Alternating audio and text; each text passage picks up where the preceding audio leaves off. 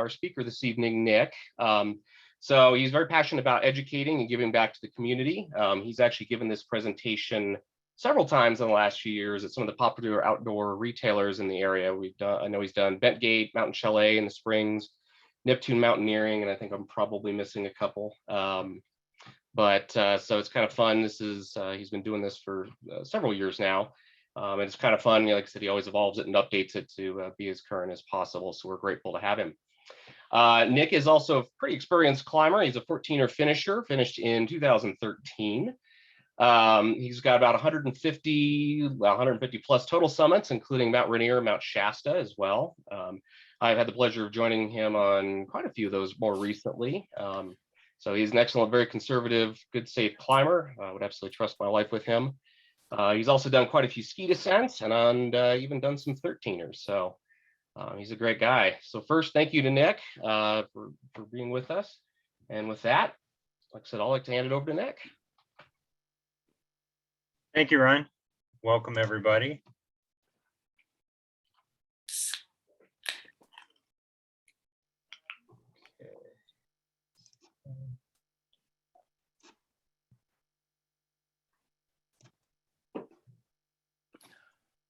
Okay, you should be able to see my slides. Stop me if you can't.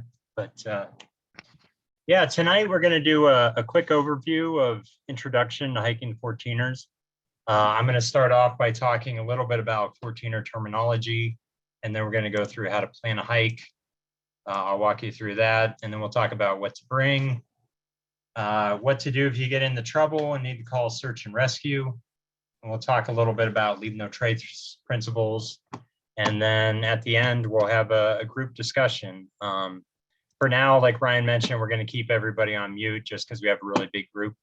But feel free to type your questions into the chat. And if you like one, give it a thumbs up. And then at the end, we'll start with the most popular questions and move from there. So anyway, I moved to Colorado back in 2007, which I think makes me a native. Not really sure. And I stumbled up my first 14er. This is Mount Bierstadt, when a couple of friends invited me, and I had absolutely no idea what I was getting into. I didn't understand why we got up so early. I didn't bother to eat breakfast. I packed all the wrong things, but somehow I still made it to the summit, and I was just kind of blown away by the view and the experience. I was pretty exhausted. And then out of that single experience came a lot of other experiences, getting to climb all the 14ers, getting to do trail work on some of the peaks, climbing in winter, skiing, doing peaks out of state. So when I think back and I look at this guy, I think to myself, like, if I could go back in time and give him some advice, what would I tell him? What did he need to know to start on this journey? And that's kind of the emphasis of this talk, is just kind of everything you need to know to get started on your journey. This talk is kind of geared towards people who are maybe anywhere from looking to do the first 14er all the way up to maybe who've done about 20 or 30 peaks. So we're trying to cover a pretty big range right there. So let's just start with the basics. What is a 14er? Well, a 14er is a mountain that's greater than 14,000 feet and less than 15,000. And the highest peak in Colorado is Mount Elbert at 14,433 feet. So all of our highest peaks are 14,000 or higher. Likewise, a 13er is a peak that's greater than 13,000 and less than 14,000. The other thing of note is sometimes you'll see people spell things, they'll try to put an N in there and they'll be like 14er, or they'll try to kind of spell it like that. Don't do that. The correct way is either 14er or 14er. If you see people using these terms, they probably don't know what they're talking about, but you wouldn't make that mistake. All right, next question. How many 14ers are there, right? Well, there's a couple answers, 53, 54, or 58, which I know what you're thinking. You're thinking this guy's banged his head a couple too many times and he doesn't math very well.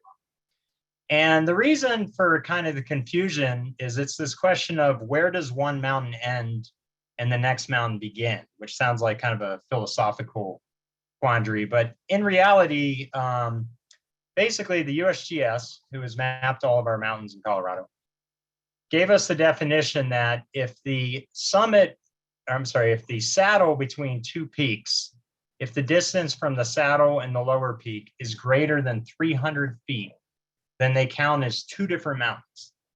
If this distance is less than 300 feet, then they count it as the same mountain. And so that's how people come up with about 53. Now, we got a problem here because on the right, you might recognize this. This is the Maroon Bells. This is the most famous place in Colorado. Everybody goes to the exact same spot and takes the exact same picture. And if you haven't done it, I recommend it. It's awesome. But the elevation between the two peaks is only 234 feet. And so that would upset, the Colorado Division of Tourism. The Bells are awesome. Lumping them into one mountain's not a good idea. So that's why the Bells kind of get considered as two separate mountains. And there's a few other ones, North Maroon, El Diente, Conundrum, which is right next to Castle. They don't have 300 feet of prominence, but they are beloved mountains, so we kind of include them. So most people say there's 58 14ers. I'm going to say that for the rest of this talk. But if you meet some hipster somewhere and they're only 53 or 54, they're technically not wrong. Okay, where are the 14ers located? Well, pretty much spread out across the state. 57 of the peaks are on public lands, either Forest Service. Long's Peak is up in the Park Service. Some are on BLM, a lot are in wilderness.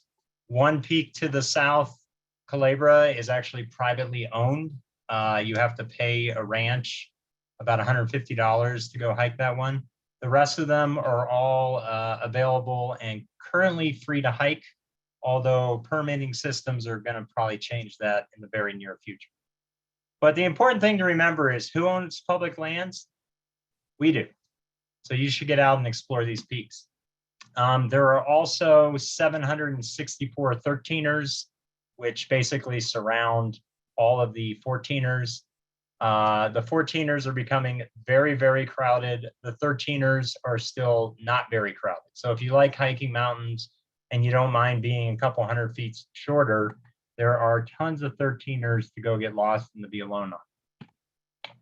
The 14ers are broken out by their mountain range.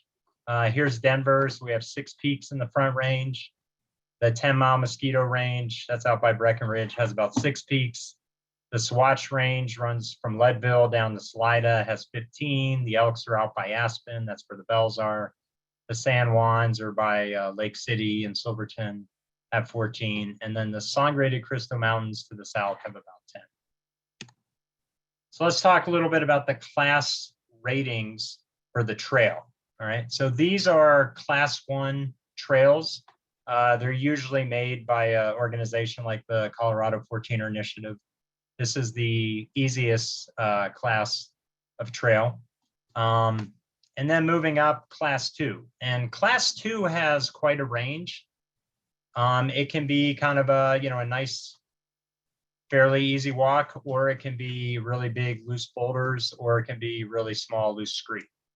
So class 2 tends to get kind of broken out into standard, like regular class 2 and difficult class 2. And so we'll talk about that a little bit more. Then we have class 3. Class 3 is technically climbing, scrambling. These are some famous summit pitches. On the left is Wetterhorn Peak. That's a class 3 pitch. On the right is Wilson Peak. And so a route gets rated by what the hardest section is, by what the crux of the route is. So you may be on a class 1 or 2 route all the way up, and then you might have a little section like this is class 3. And so that entire route will be rated as class 3, even though most of the route won't be that difficult. Class 3 or higher, you should always wear a helmet because you could fall or someone could knock a rock down on you. And then a couple of the hardest peaks are class 4, and this is like Capitol Peak and Little Bear. And this is kind of when the pucker factor goes like up to 10. There's only a handful of peaks that are this hard, and most of them, we're not going to talk about them in this talk tonight. We're going to focus on kind of the beginner and the intermediate talks. So this is kind of more advanced stuff. So this is a ranking from 14ers.com based on the routes. You can see these are the class 1 peaks and a good place to start, and then class 2. And so I like to think of it as class 1 and kind of your standard class 2 peaks. These are all good beginner hikes. And so the good news is if you don't really like the high exposure, you don't want to really do class 4, maybe even a class 3, you still have over 30 peaks that you can go out and hike. And then on the right, we kind of have intermediate, which I kind of consider the difficult class 2s and some of the class 3s. And then some of the harder class 3s and the class 4s, I would consider advanced. And again, tonight we're just going to be talking about beginning hikes and the intermediate hikes, and we're going to save the advanced peaks for later. All right, another thing you need to think about is the quality of the rock. So while the route rating, the trail rating talks about, the trail itself, it's important to think about what kind of rock you're going to be on. On the left is the Crestone conglomerate. This is the Crestone needle, and this is just a really solid, fun to climb on rock. And then on the right is South Maroon, one of the maroon bells, where everything is just falling apart and every step kind of moves a little bit. So sometimes being on a class 3 on a solid rock feels a lot more comfortable than being on a class 2 on a really, really loose rock. All right, so we'll go over a couple of terms very quickly. So this is a picture of Wilson Peak. We got a lot of trees, and then all of a sudden, right about here, the trees stop. What's that all about? Well, that's tree line. And it's basically the elevation mixed with the latitude of where the conditions are too extreme for trees to grow. Here in Colorado, tree line ranges from 11,600 to 11,800. If you go all the way up to Alaska, tree line's like 2,000 feet. If you go down the equator, it's, I don't know, some over like 20,000 feet. So this is important because if you're climbing above 14,000 feet, you're going to be above tree line. Most of the hikes actually start below tree line. So you're going to start off in the woods and you're going to work your way up to the summit. And that's really important because when you're above tree line, you're exposed. You're exposed to the weather, to lightning. And so that's kind of something just keep in mind. Now, this is Wilson Peak. Does anybody know what Wilson Peak is famous for? And since I have everybody muted, I'll just tell you, it's actually on the Coors Light can. And you probably don't know that because you probably drink better beer than Coors Light. But next time you see someone drinking Coors Light, take a look. That's Wilson Peak. That's one of our 14ers. It's down by Telluride. All right, a couple other terms that I might throw around. Golly, this is a ridge line. The face of a peak, we already talked about a saddle, is the low point between 2 points. So you might hear me mention that some tonight. Another thing, this is called a cairn. It's in Boulder, they like to call that art. But on the 14ers, this is basically a way that somebody can mark where the trail is or where a turnoff is. And basically they just stack up a couple rocks, and it's kind of an indication of, there's something going on there. Like you should either make a turn or find the trail going through here.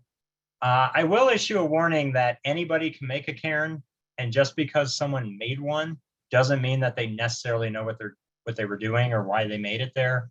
So in general, when you're following the trails, the cairns will be very helpful.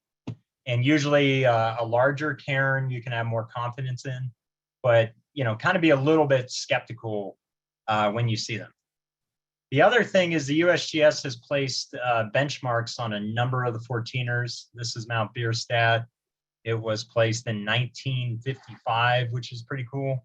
A lot of the peaks don't have them, so don't freak out. If you get to the summit and you find the benchmark, you're there. If you get to the summit and there's not a benchmark, that's okay. A lot of the peaks don't have them, but it's kind of fun and kind of a historical, prelude to the history of Colorado mountains. So now we're going to talk a little bit about how to plan your hike and decide where to go. So the guy on the left here, this is Bill Middlebrook. He is the founder of 14ers.com.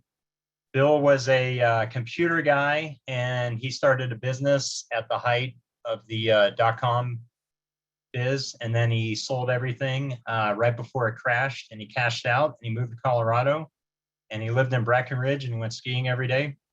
And just for fun and to kind of keep up his programming skills, he started 14ers.com, which initially was started off as a photography site. And then he started putting up some trip reports and then the forum, and then it kind of evolved into the full site today. So what I'm going to do is a live demo. That's like the #1 rule, is never do live demos, but I'm going to do one anyway. And I'm just going to walk through the way I plan for a hike and just show you everything that's available on 14ers.com. So on the website, under peaks, or actually routes, you can take a look at each of the peaks and each of the routes. Here, they're all ranked by elevation. Oh, hey, Nick. Yeah.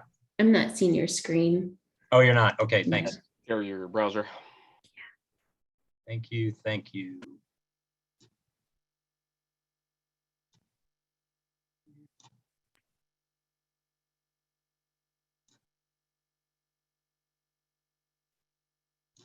All right, let's try that. You got me now? There we go. Yep. Okay, cool, thank you.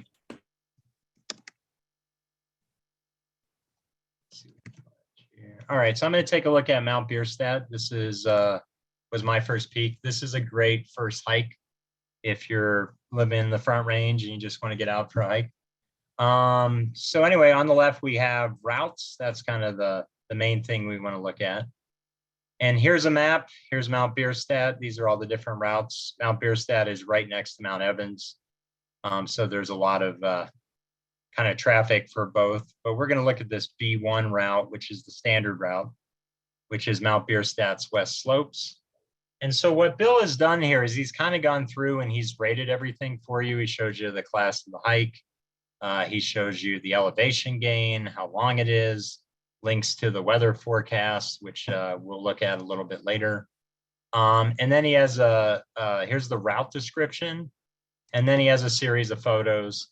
And he's drawn this magic little line all the way up to the summit. And so as long as you stay on that magic little line, you'll be fine and you'll get up there. And so he kind of walks through and he kind of has some minimal advice, like talking about, at this elevation, make a turn, go up here. And so this is available on the website. It's also available on the 14er app, and you can actually download the trip report or the route description and the pictures before your hike when you head out there. You can also look at some other, let's take a look in here. I'm just going to go back one and talk about, yeah, here we go. So we can look at trip reports. And so a trip report is, I'm going to randomly pick one here and hope it's not anything crazy. It's not. Basically, a trip report's like a story when somebody went and hiked and they took a bunch of photos and they just tell their story about what it was like to go climb. And so sometimes if you want to climb at a certain time of year, or you want to know, like you want some more information, or you want to see what somebody did like last week, you can kind of look at their pictures and get an idea of what to expect. There are also conditions reports.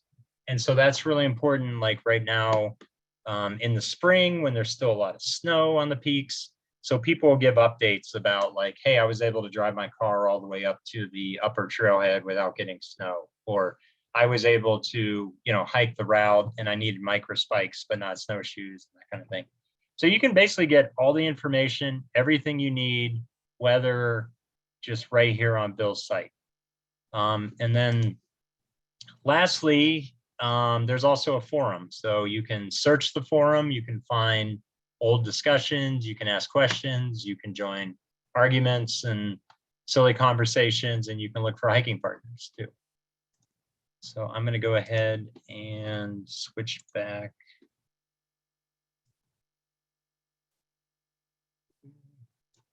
to my presentation. Okay, I assume we're still seeing slides here. Yep. Cool, Yep. thanks. All right. Back here. All right. So a lot of people ask, where should I start? What are the easiest 14ers? And I say easiest in parentheses because all the 14ers can be dangerous in a lightning storm or in bad conditions. But if you're looking to hike your first one or first couple, this is what I would recommend. Bierstadt, hour or less away from Denver. Grays and Torreys are an hour away from Denver. Quandary's out by Breckenridge. Sherman's kind of near Leadville. And so one of the things you want to look at when you're looking at peaks is, everybody pays a lot of attention to the ranking of the class rating of the trail, but also take into account things like elevation gain and the total mileage. So for example, let's compare Quandary and Sherman. Quandary is a class 1, Sherman's a class 2. Okay, Quandary is going to sound easier. But then when we look at the elevation, Quandary is about 1,300 feet more or higher. I'm sorry, longer hike. And then it's 2 miles longer as well. And so, if you're going to go out and hike your first peak, these are both good to do your first one, but Sherman's going to be a little bit of a shorter day just because of that elevation gain, even though it's a slightly higher class rank. If you want to be really ambitious, a couple of these can be done together. So Democrat, which is only 2,100 feet, is right next to Lincoln, Cameron, and Bross. And for another 1,500 feet, you can combine them all. So you could go get 4 peaks in one day. They're all right next to each other. And Grays and Torreys are right next to each other as well. For 600 feet, you can go get another one. So in only 2 hikes, you could have 6 14ers under your belt. And then you could just retire then and say you're averaging 3 peaks a day. I'm just kidding. But and then if you've done a lot of the easier peaks and you want to start getting into some class 3, these are some good class 3 peaks that I recommend. Going from the summit of Bierstadt to the summit of Mount Evans, you go across the Sawtooth. That's a really good first class 3. Long's Peak, the Keyhole route, it's a big day and a long day. It's a great class 3. And then if you want to get down the Sangres or down the San Juans, Sweaterhorn's my favorite peak. Kit Carson, Blanca, and Ellingwood. These are all good, like kind of first class 3s if you're kind of breaking in. Be sure and wear a helmet and be safe. So now let's talk a little bit about what to bring on your hike. I think we're all familiar with the 10 essentials, which is kind of a general, you're going outside, you need navigation, sun protection, insulation, first aid supplies, fire. So here's kind of what this looks like on a 14er. You want to have, kind of your base layers, long pants, so you don't get sunburned.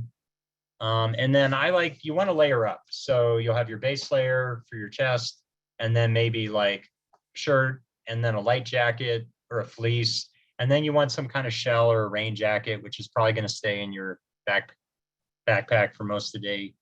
Hiking boots are good, or you can wear tennis shoes, especially on some of the easier peaks. You don't have to go spend a lot of money in expensive gear to hike 14ers. If you're getting out every weekend, you're probably going to want to get some good, hiking shoes or boots, but in the beginning, you don't have to. Make sure you bring a hat and sunglasses because the sun's really bright. And then you also want to have some warm clothes like a ski cap or some gloves. And so throughout the day, in the morning when it's cold, you might be wearing a lot of these layers.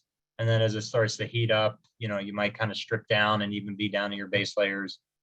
And you get on the summit and you stop hiking and it's a little windy and you put more stuff on, and you just kind of be doing that throughout the day. In your backpack, I recommend having 2 to 3 liters of water. Depends how much you drink, but it's always better to have a little bit more water. Make sure you have, plenty of food and snacks. It's a good idea to eat something about every hour or so. So you hike for an hour, take a break, eat and drink for about 5 minutes. Navigation can be anything like the 14er app on your phone, or you can print out the route description. Make sure you have sunscreen, and first aid kit's a good idea. If you don't want to buy a first aid kit, you can just kind of make your own with, basically all you need is ibuprofen, Tylenol, maybe some, medicine if you have allergies, someone gets a bee sting or something like that, Imodium, just kind of your basic stuff that you might run into. You don't have to go buy a really expensive first aid kit. I like to bring a headlamp in all conditions, because if you ever get stuck after dark, a headlamp is awesome. Or if you ever need to be rescued, a headlamp is a great way to signal for help. And then an emergency bivvy is just kind of like a space blanket or like a little, they sell them like at REI, they're about like this big. And it's just kind of like a little sleeping bag that you can climb into made out of like kind of like space blanket material in an emergency situation. And so you just want to kind of be prepared for a long day. If something happens, you want to have enough stuff that you could spend the night. It doesn't have to be like your most comfortable night ever, but you want to be able to survive overnight in case you need to be rescued and still be okay in the morning. So these are kind of the basics of what I bring on a hike. And a couple of tips, you always want to start early in the morning. 6 a.m. is usually about a good start time. You know, you kind of want to get to the summit by around maybe 10:30. It's a good time to start heading down. Again, that depends on your weather forecast and the time of year. And we'll go through like some scenarios, but in general, 6 a.m. starts pretty good. Get to the summit around 10, be back at the car by 12 or 1. You're doing good. I mentioned taking a break every hour. I like to estimate when I'm hiking or climbing, you know, your gain by about like feet per hour. And so usually when people are starting out, they're anywhere between 700 to 1,000 feet per hour. I still estimate about 1,000 feet per hour. I think the fastest I've ever gone was maybe 1,200 feet an hour. But I still estimate about 1,000. So if you're new to all this, maybe estimate, 700 feet an hour. So if you're going to climb 3,000 feet, say that's going to take me about 3.5, 4 hours. Make sure a lot of times people will start out and they're feeling good and they don't take a break, and they're still feeling good and they don't take a break, and a couple hours go by and then all of a sudden they just kind of bonk and they feel exhausted. So it's really important that you're eating and drinking before you really feel hungry or thirsty, just so you can stay throughout the day. And then the last thing is select good partners, find good people to hike with. And then for navigation, Bill has done a lot of work on the 14ers.com app. It has all the route descriptions for 14ers. It has some GPS capabilities, so you can actually see where you are en route, or if you're off route, you can see that as well. And then on the right, I also like Gaia. GPS has a free app and then an additional pay service, but they have a pretty good navigation tool as well that I like to use on the Colorado Trail and other places as well. But both of these apps are free. I would definitely start with the 14ers.com app, and if you want some more maps and stuff, Gaia is a great download. And by the way, at the end of the talk or tomorrow, I'll post all these links and all these places, so you don't have to try to remember everything. So with that, I'm going to talk very quickly about Leave No Trace. Mary is with us, and Mary is a peak steward with the Colorado 14ers Initiative. And so I'm going to let her chat or talk to us a little bit about Leave No Trace principles and ethics. So go ahead, Mary. Thanks, Nick. Yeah, I could do a presentation in and of itself about Leave No Trace. So really what I'm going to focus on is a handful of things to be mindful of when you're entering the 14er environment, and especially the environment above tree line that Nick was talking about earlier. And this dovetails nicely into talking about, things that change weather-wise, because it really is kind of a harsh environment above tree line. Harsh and fragile at the same time. But before I get into that, as Nick mentioned, so I am one of the admins on the Facebook group, but I also, I guess I'm a double agent. I volunteer with CFI during the summertime as a peak steward. So we're educators, and the bulk of what we do is actually educating hikers out on the trail in real time while they're in the environment. So CFI, for those of you who don't know, is the Colorado 14ers Initiative, and it's the nonprofit organization that does most of the trail maintenance and trail building on most of the 14ers under the very strict guidance of the U.S. Forest Service. So it's a very collaborative partnership there with the U.S. Forest Service. But like I said, in addition to the trail work, the education component is really important, because one of the things that we're seeing a lot more is sheer impact. In 2020, we don't have 2021 numbers yet, but in 2020, the top 3 peaks saw, the top one saw over 45,000 hikers, and then followed by the second highest was 35,000, and then the next was 30,000. So those were the 3 most popular peaks.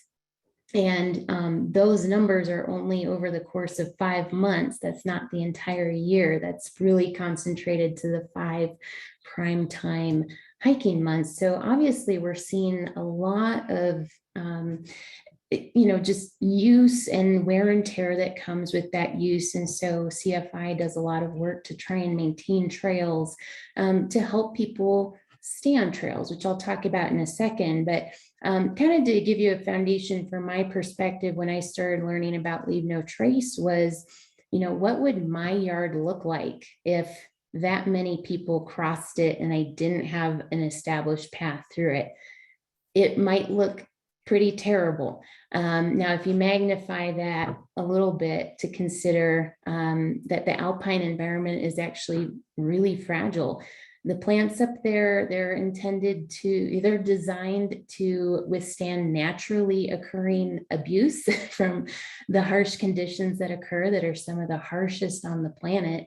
But they're not designed to withstand human impact, compression especially. And so it can take only a few footsteps to kill vegetation in the alpine, but it will take hundreds of years to regrow. So the first major point that I want to touch on is staying on trail, which seems really intuitive until it's not. I will admit, before I knew about Leave No Trace, I thought vegetation looks a lot better to walk on than some of the trails, and it's more comfortable.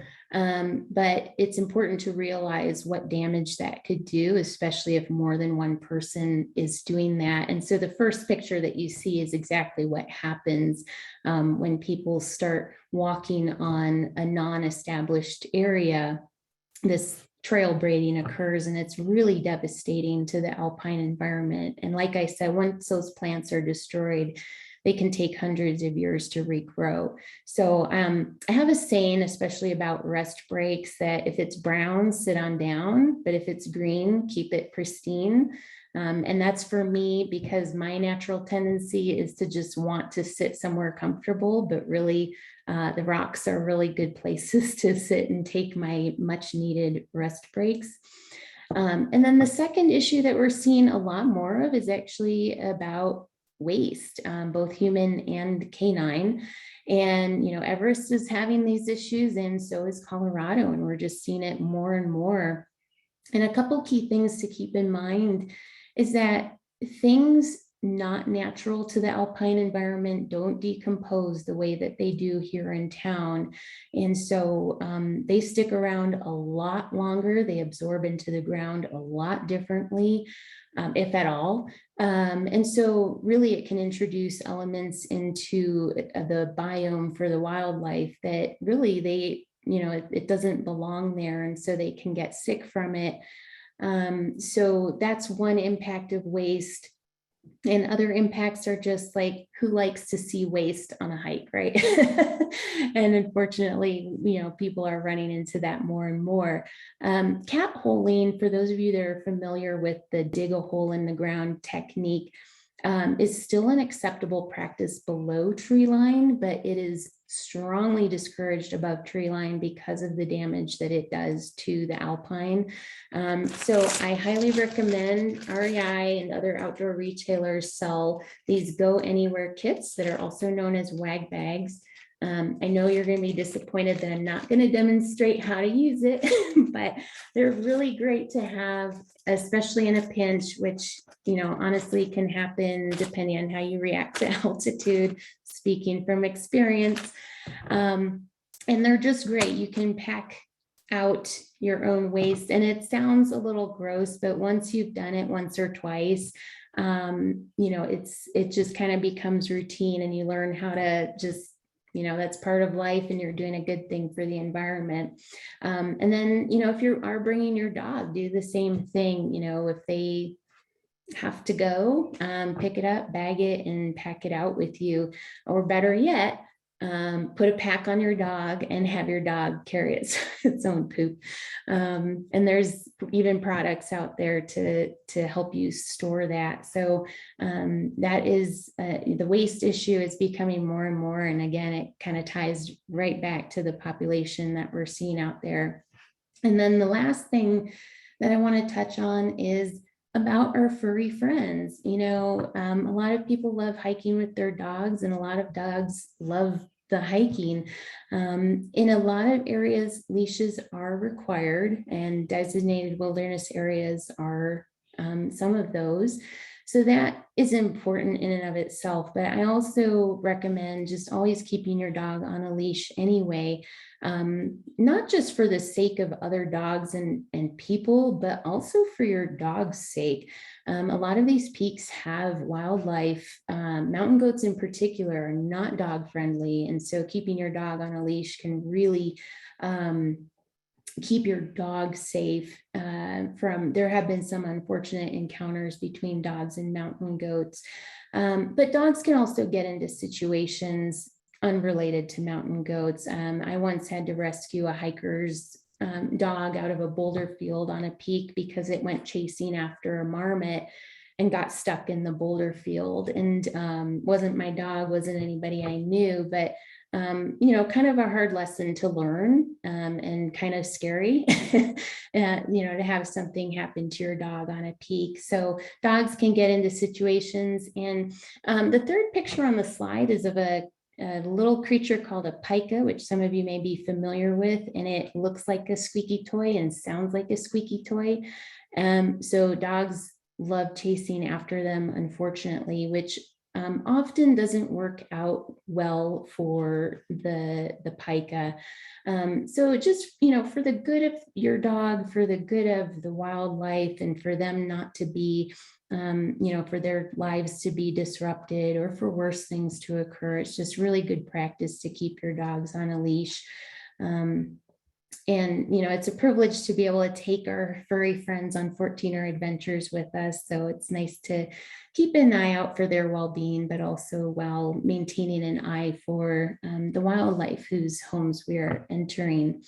And so those are kind of the major issues that are occurring out there that are related to Leave No Trace. There's a lot more I could go over that I won't, but if you have any specific questions, feel free to pop those into the chat, or, I'm always happy to answer any questions directly. CFI has some great videos too that are really short and informative that I'll post into the event after this is over. And I would just encourage you all to take some time to self-educate about how to be stewards yourself. Because I really just, invite you all to enjoy the 14er environments, because they are extremely beautiful and extremely fragile. And it takes more than just a few of us to help keep those beautiful places what they are. So I just invite you all to be mindful of these things when you go out and, enjoy your day, but also while you're enjoying it, help us all keep it a nice environment that's protected and wild as much as possible. So thanks for listening to my spiel. Thank you, Mary, for talking dirty to us. All right, so let's talk a little bit about what happens to your body at elevation. All right, so we've all had a friend come visit us in Denver, and they get off the plane, and the first thing they say is, I can't breathe, because they're coming from sea level, right? Well, the first thing is our air is about 16% thinner, or has less oxygen than at sea level, and that's what your friend's feeling. So when we go hike up to the top of a 14er, like the tallest one, Mount Elbert, that oxygen level actually drops down in the air to about 62%. And these are just kind of estimates. There's some other factors about barometric pressure and other things, but just kind of an estimate. And so if you're coming from sea level, the top of a 14er is going to be almost 40% thinner air than it is at sea level, and it's going to be 20% less than it is at Denver. Now, Mount Everest, which is the highest peak on Earth, is almost 30,000 feet high. Everest Base Camp is over 17,000 feet. And if you've ever read Krakauer's Into Thin Air or Stories of Mount Everest, they talk about the death zone, and that's above 25,000 feet. That's the point where the oxygen is so low that your body actually can't heal itself. So these are the places that require oxygen to climb. You can see that we're a good bit lower than, than some of the 8,000 meter peaks. But still, when you're losing, 20 to 40% of the oxygen in the air, that's something that you're really going to feel. And so what are some of the effects? Well, there's a condition called acute mountain sickness. And this is just kind of a combination of some of the things that your body might feel at altitude or at elevation. Probably the most common one is like a headache or a little bit dizzy. For me personally, I will occasionally just get a very, very mild headache. And sometimes it becomes harder to eat, or you might lose your appetite. Also, your reflexes are a little bit slower. You're not thinking as quite as clearly as you would be at home, and you're really tired because you've been climbing all day. So all these things are part of climbing up the 14,000 feet. And as you spend time, you're going to start to experience them. Mild symptoms are okay. It's something you want to monitor. And the thing to remember is that as you go higher, they're going to get worse. And if you go down, they're going to get better. So maybe one example would be like if you're a couple hundred feet below the summit and you're just starting to get a mild headache, you're probably okay to go up, reach the summit, and then start heading back down. But if you're an hour into your hike and you just left the car and you start getting a really bad headache or you're not feeling good, it's only going to get worse as you go higher. So that'd be a day when you probably want to turn around. So that's something that we just kind of manage, and everybody's body is a little different, and your body might react differently at different times in life or different events that are going on. If you're ever with anybody who is like vomiting or becoming delirious or just kind of doesn't really even know what they're doing, that's a very serious situation, and you want to get them to a lower elevation as quickly as possible. Never let if somebody's like really not feeling well, you don't want them to leave your group and just go hiking down the mountain by themselves, because they might not be in a good mental or physical state to be left alone. So keep that in mind. All right, let's talk a little bit about search and rescue. These are some headlines that I pulled over one summer, a couple summers ago. I'm just going to read through them real quick. Rise in 14ers deaths reflects rise in climbers and fearless behavior. One after the other, 2 14er rescues on Monday. Boulder man falls to his death while climbing Mount Princeton. Blackhawk rescue for 2 climbers that are stuck on a 14er. And if you just monitor the headlines, you'll see stories like this all summer. Every year, we tend to have anywhere between 6 and 12 deaths on 14ers, which is, a pretty low percentage when you think that, hundreds of thousands of people go hike. But you want to make sure that you're not one of these people. And if you do get into trouble, you want your search and rescue to end, to be successful and to get you off the mountain and not tragic. And unfortunately, this became very real for me about a decade ago when I lost a friend and climbing partner, Rob Jansen. Rob was climbing on Snowmass and got caught in a rock slide. And that really changed my perspective on climbing. Up until that point, we were going out every weekend and we were climbing peaks and having fun. But I just want to tell you, like, if you lose somebody close to you or you get seriously injured, it really has life-changing impacts. And so the decisions you make are really important, and staying safe in the mountains is essential. So let's talk about some of the things that might get you into some trouble. We're going to be looking at summer from June to September. And I've kind of broken this down about when in the season. These are things you got to look out for. So May, June, and sometimes into July, you got to watch out for snow. We are in a very low snow year, although it's going to snow tomorrow, but we'll still be in a low snow year. So we're going to probably melt out pretty quick. One way you can always tell, I'll show you a couple graphs, but if you're a skier, that's bad news. And if you're a kayaker, it's bad news. If you're a hiker, it's good news. But kind of keep an eye on when A Basin prides itself on being the last ski resort open every year in Colorado. And one year they were able to go all the way into 4th of July. This year they're going to barely make it into June. So that kind of gives you an idea of like how much snow is up in the mountains. But the snow will melt out really quick this year. Then we get into monsoon season, and that's when we start to get in this weather pattern where it's clear in the mornings, clouds build up, afternoon, we have a thunder and lightning storm. It might rain for an hour or two, and then kind of clears out. And that cycle, that's known as monsoon season. Usually in August, September, we kind of get past monsoon season and you can get some longer climbing days. But there's also a chance of getting snowed on, especially as you get into late August, early September. Lightning is one of the biggest hazards, which coincides with monsoon season. If there are thunderstorms, can be lightning. And then year round, rock fall, rock slides, slipping, falling, getting lost. Those are always hazards. Oh yeah, and COVID's out there too. So as if we needed one more thing to worry about. All right, so let's talk a little bit about the snow. On the left this is the snow chart for Colorado today. And basically what it means is this is November, December into the winter, into the spring. This is cumulative snowpack in the mountains. Green is the average, and we are in the black. So this green line here is what the average snowfall is, or snowpack is. Blue is the best year we ever had. Red's the worst year we ever had. And you can see that we've been below average most of the season. Kind of January got good, and then now we're melting out pretty quick. And so we're melting out a couple weeks ahead of when we normally do, which is, like I said, good news for hiking, bad news for kayaking, skiing, etc. And so basically, when the snowstorms come in tomorrow, there'll be a little blip, and then this is probably going to drop out here. But here's an example of a snow crossing on Mount Princeton in the middle of June from a couple years ago. And snow is something that, you might not be thinking about because it's summertime and it might be 70 degrees down here in Buena Vista.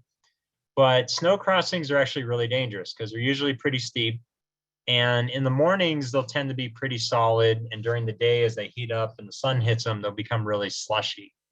And so just be really careful when you see snow. If you slide or fall in, you can actually pick up speed and go for a ride and then get slammed into some rocks and get hurt pretty bad. So one of the things that I recommend a lot of people do is they take microspikes if there's going to be a lot of snow. And this is kind of when your condition reports come in, because people will say like, there's no snow on route, or there was one section and you need microspikes. So kind of pay attention to that. By the time we get into late June, snow's not going to be an issue. So let's talk a little bit about weather forecasts. Weather is a huge part of mountaineering. And so on 14ers.com, Bill has a link to the NOAA forecast, or you can just go to weather.gov, type in the peak you want to look at. It will give you a range. Like here, we're looking at Mount Evans. It's projecting a forecast at about 13,000 feet. It's important to notice the elevation because things change with elevation. And this is kind of the breakdown for the week. But then if you click on the hourly forecast, it will give you a more in-depth 48-hour weather look. And so here's kind of an example of 2 days. This forecast is for Mount Bierstadt. And on the first day, it's going to warm up. It's going to be in the 50s. We're going to have light winds, a little gusty.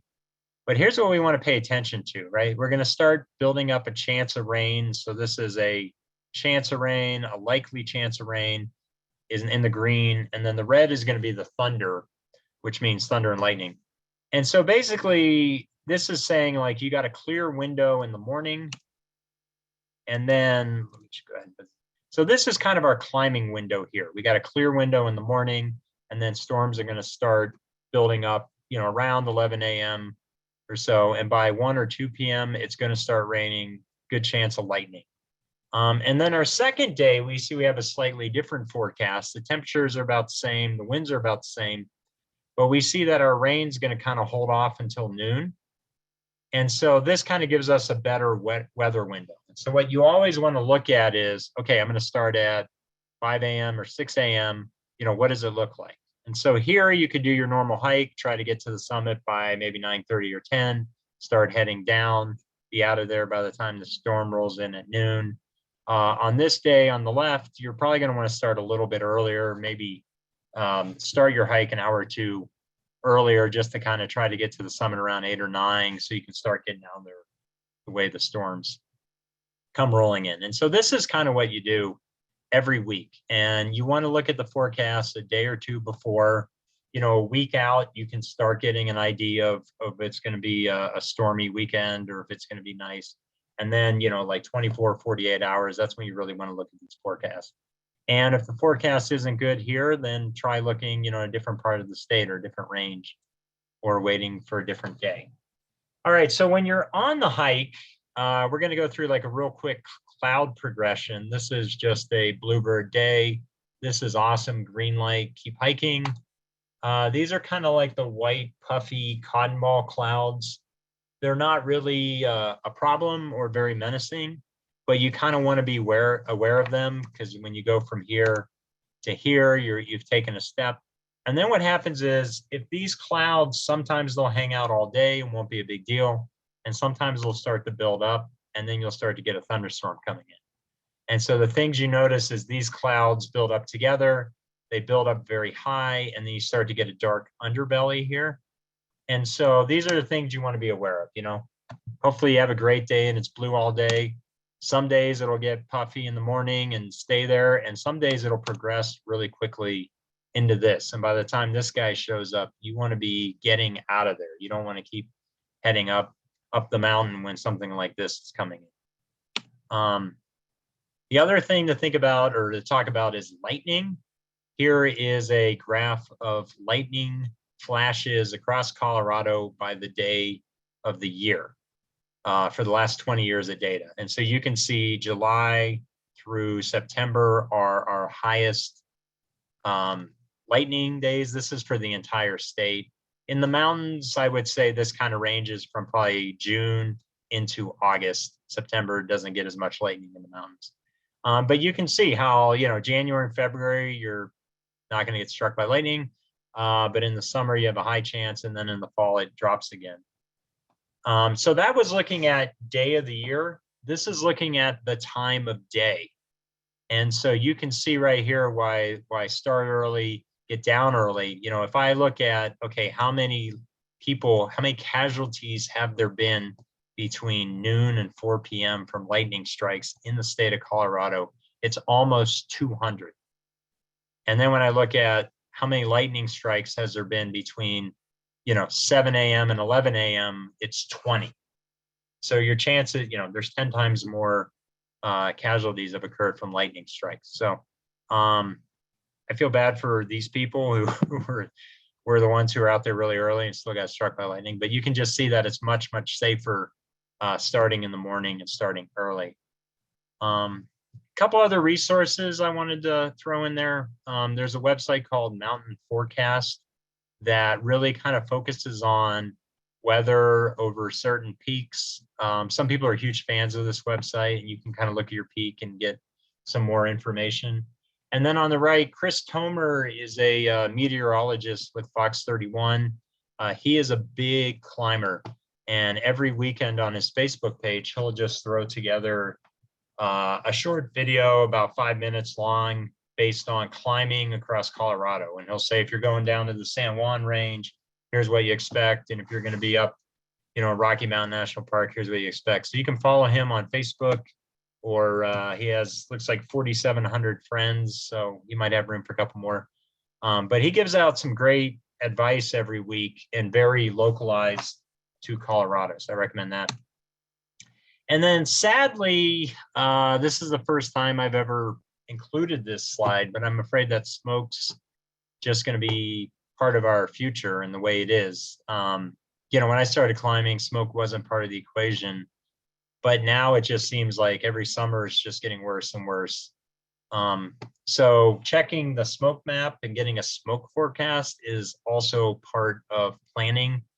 And I really like the site Weather Underground. And they actually have a feature where you can turn on active fires. So I took this screenshot today. These are the fires that are happening down in New Mexico, and then the smoke. And so what happens is, like last year, Colorado had a pretty wet year, but California and Oregon were burning. And so you could see that the jet stream would bring smoke all the way over and Denver would get sucked in. So sometimes you can look at the forecast and try to figure out like when clear days are going to be and when smoke's going to be. Here's a picture I took in 2020 climbing up Capitol when the smoke was just absolutely terrible. Smoke does make for really great pictures, and this is just sunrise on halfway up Capitol Peak. It felt kind of like I was in Lord of the Rings or something. But this is the way it is a lot of times for a couple weeks or even a month throughout the climbing season. So, and one of the things that I really recommend is, smoke can have a negative impact on your lungs, especially if it's really heavy and you're stuck out there. And all those like N95 and KN95 masks that we've been wearing for the past 2 years that everybody's tired of, they actually work very, very well for smoke. That's kind of what they were intended for. So I actually recommend just throwing one of these masks in your backpack. And if you get stuck in a situation where there's a lot of forest fires, a lot of smoke comes in, throw your mask on. It can really help. All right, so kind of summarizing a lot of what we've been through here. When I kind of break down the peaks in the beginning as beginner, intermediate, advanced, these are some of kind of the skills or the things that you can learn. When you first get out on your first peaks and you're doing class 1 or 2, you're going to be looking at learning basic trip planning, reading the weather, learning about how your body does at elevation, how much food and water you need.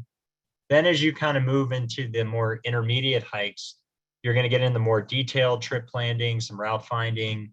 You might do a little bit of technical climbing. You could have some longer days. You're going to start hiking with more people and hopefully developing relationships and better partners. And then if you keep going and you want to do the really hard class 4 peaks, you're going to need the skills that you learned on these easier peaks to take with you on the class 4. And so Capitol, Little Bear, North Maroon, etc. Like these peaks kind of require, it's kind of like a final exam of everything that you've learned about your body, about climbing, about the weather. And so if you start, with these easier peaks and you learn these skills and you build your way up, you'll be prepared for these by the time you get there. And what gets people into trouble is some people just start with the hardest peaks and they haven't learned these basic skills. And then they start making, basic mistakes and things start to multiply and they can get themselves into a lot of trouble. So if you do get into trouble, you can always, there's a couple ways to call for help. If you have a cell phone signal, which most of the peaks do higher up, but not always down low, you can always call 911, or on the top of the route description, Bill has the county sheriff. You can directly call the sheriff, and usually the sheriff's office does search and rescue. Or if you have a spot tracker or an inReach, let's see, I got one here somewhere. Maybe I don't. Anyway, I don't know where it is, but I have a inReach kind of like this one on the right side. And basically these cost $150, $200, and then you have to pay for a monthly subscription, usually about $12 a month. And what they do is they're kind of like a satellite connection that allows you to hook up to your phone and you can send and receive text messages from anywhere. It also has the emergency button, sometimes jokingly called the free helicopter ride button. And so if you get into trouble or you come across somebody who's in serious condition and needs a rescue, you can press that button. It'll alert search and rescue, and a rescue will be started to the location where you're at. And these are great things to have if you can afford them, or if at least one person in your group can bring one along. So if you do call for help, Depending where you are and how bad your situation is, search and rescue will, will prefer to hike up and help you if they can. If you're in a more dire situation, they can call in a helicopter. On the left is the Flight for Life.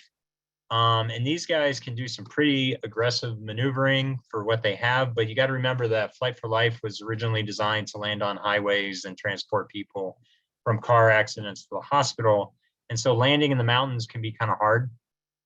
If you're really fortunate, sometimes they can call in the Colorado National Guard. They actually have a high altitude aviation training center in Colorado. And if they have the air power, they can send out a Black Hawk helicopter to try to rescue you. So if you get stuck, that is the best thing that can happen, but it's pretty, what do I want to say? Don't expect a helicopter to show up every time, because you might have to hike out, or you might have to have search and rescue carry you out. The other thing to note is when you press that button or you call for help, it can take a really long time for the search to mobilize and for people to get to you, especially if it's in bad weather. We're really used to, press or calling 911 and having police or fire trucks show up in 15 minutes, but you might be out there for a really long time. And so that's why you want to start, if you call for help, you want to start preparing, to be out there for hours until that search and rescue can get mobilized. And probably one of the last things and most important is tell people where you're going. So often people go for a hike and nobody knows they're out there, and then they get into trouble and no one knows they're gone. And then it might be a day or two before anybody knows they're missing. So I do this every time I go out. This can be an email, it can be a text message, it can be verbally communicated, but you're going to tell somebody who's dependable that on this date, I'm going to go hike Bierstadt with Mary and that weird guy, Ryan. Our plan is we're going to start at Guanella Pass Trailhead. We're going to be, here's where we're going to be. We're going to be on this route. Here's our timeline.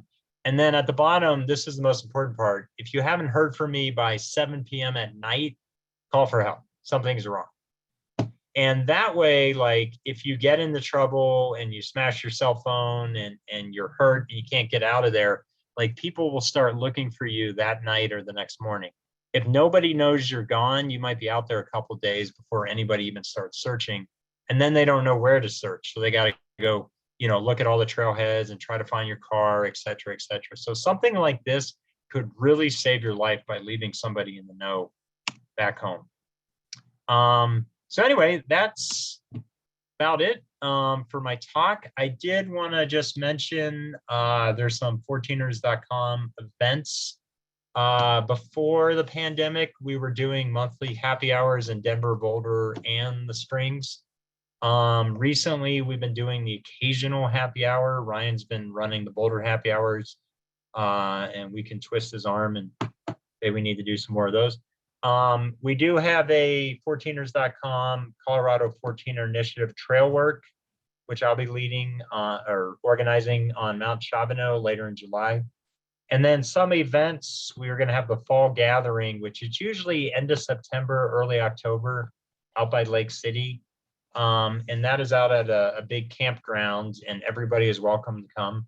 And then people go hike Candies and Red Cloud and Sunshine or other peaks in the area. So that's a really great way to meet some people and get involved and get out in the San Juans. And then right around Halloween on a Saturday, Britt usually leads the Winter Welcomer, which takes place usually late October. And that's kind of, it's not technically winter, but it's kind of to get ready for winter conditions. And then in the spring, we usually have a spring gathering, which normally takes place in May, which we didn't this year, but we should next year. So these are the events, ways to get plugged in. I also want to throw in a plug for some of our local mountaineering stores. I used to, as Ryan mentioned, I used to go talk at the outdoor stores, and now I just sit at home and talk on my computer. But wherever you live, make sure and support your local mountaineering store. It's easy to order things online, but these guys have been there for us all along, and it's important that we continue to support them during this time. Anyway, and that's about it. I'm Nick. Thanks for listening to my talk. I'm on Facebook. I'm Mongoose on 14ers.com. And if you guys get out or you do a hike or you do your first 14er, feel free to send me some photos. I always enjoy that. If you have some questions or anything, feel free to hit me up. I do have a pretty busy summer schedule, so I probably won't go hike Bierstadt with you. But yeah, if you have any questions or need anything, feel free to reach out. And thanks to Mary and thanks to Ryan. And I think now we're just going to kind of open it up to questions. You guys have been good. And we still have 63 people, which is amazing. So thank you guys very much. I appreciate you. Thanks, And Nick. Thanks, Nick. And yeah, we've got a couple questions in the chat, and then Okay. we'll have it so people can unmute themselves and kind of ask questions. Some of the ones that came up, and Nick, I'll kind of throw them your way, and then if you want Mary and I to jump in as well, let us know. So we actually had one of the first ones. I actually really like this one, honestly. But what's your favorite 13er to climb? Since we talked about those. I'll let you answer that. I defer.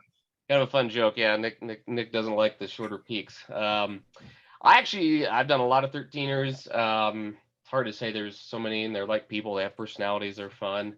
I personally am a big fan of the Grenadiers. There's some peaks down way in southern Colorado, kind of near Durango.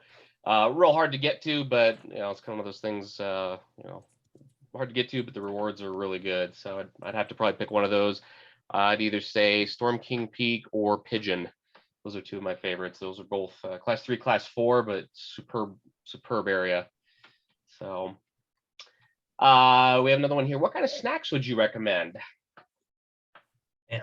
Oh. It's kind of like whatever you like to eat. You're going to burn a couple thousand calories, so it's nearly impossible to gain weight. So you want to bring food that you enjoy, that you'll eat, and that works with your body. I kind of like the Cliff Shot Blocks. They're kind of some of those gooey electrolyte chews that are pretty good. But man, I don't know. You can bring anything. One of my favorites, it's kind of weird, but I like those like microwave sushi rice. So you just get this like 600 calorie ball of sushi rice, and that's really good. I've seen people bring Chipotle burritos and just munch on that the whole way. I don't know, Mary, what do you like to eat? Yeah, I have a lot to say about snacks. So I actually think, and a lot of people will discover that eating out at altitude is very difficult.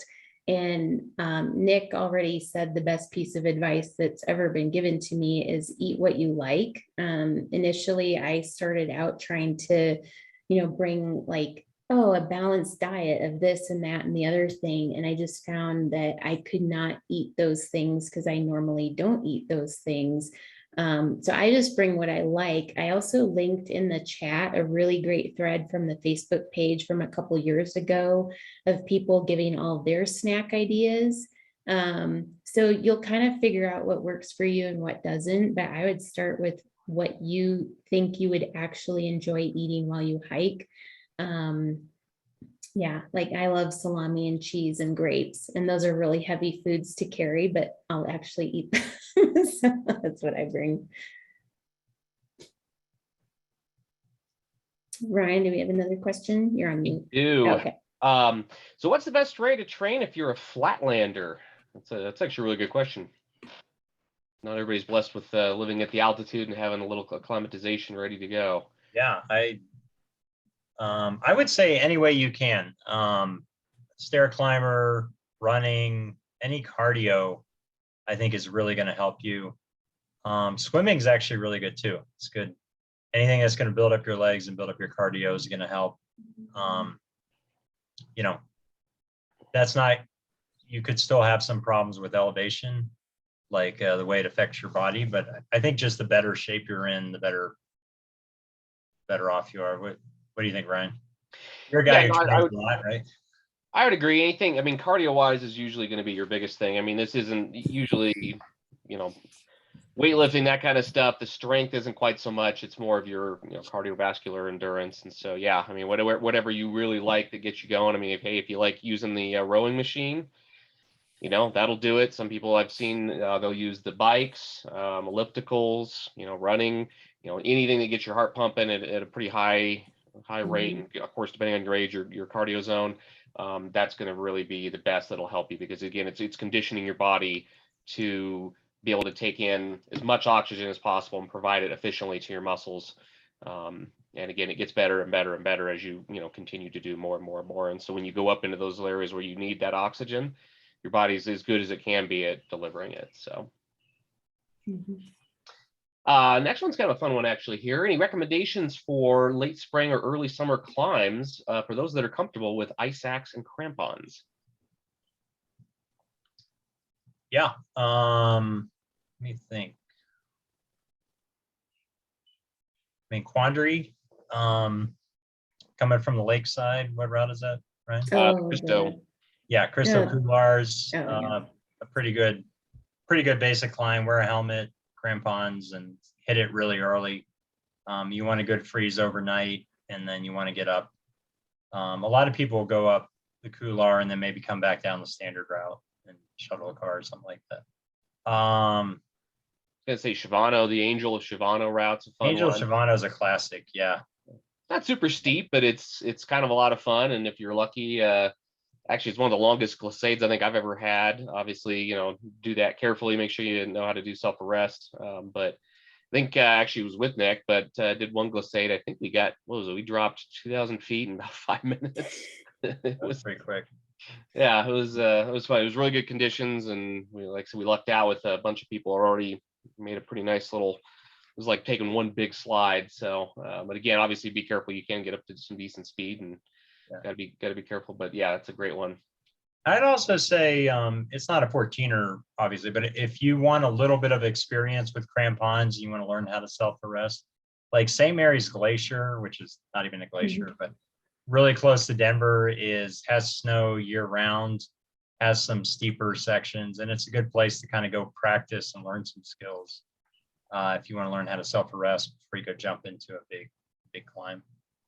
So, yeah, I was gonna throw in there too, if you're okay with a 13er, Horseshoe Mountain. It's actually a very high 13er, 13.9. It's next to Mount Sherman. It has a route called the Boudoir. I can't pronounce that right. Boudoir. Not an expert in pronunciation, but Boudoir Couloir. It's pretty easy. I think it tops out somewhere right around 40 degrees or so. But pretty short and sweet. And the mountain itself is actually pretty cool. As the name implies, it's like a gigantic horseshoe. Pretty cool to see. If you've ever seen it, you know what I'm talking about. It's a very unique mountain, but that's a fairly beginner friendly one as well. And again, it's just basically a peak and a half over from Mount Sherman. So yeah. And if you're interested in skiing, Quandary is that was the first peak I skied. You just go up the standard route and ski down the standard route. It's pretty low angle. I think it tops out around 30. So my theory is if you're going to pack all the way up there, why not ski down instead of slide on your butt? But like skiing.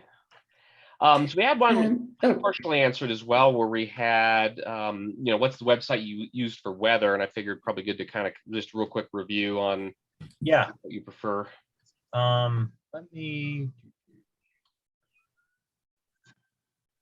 So I really like NOAA. But if you go to 14er route descriptions on 14ers.com, we can look at Longs Peak.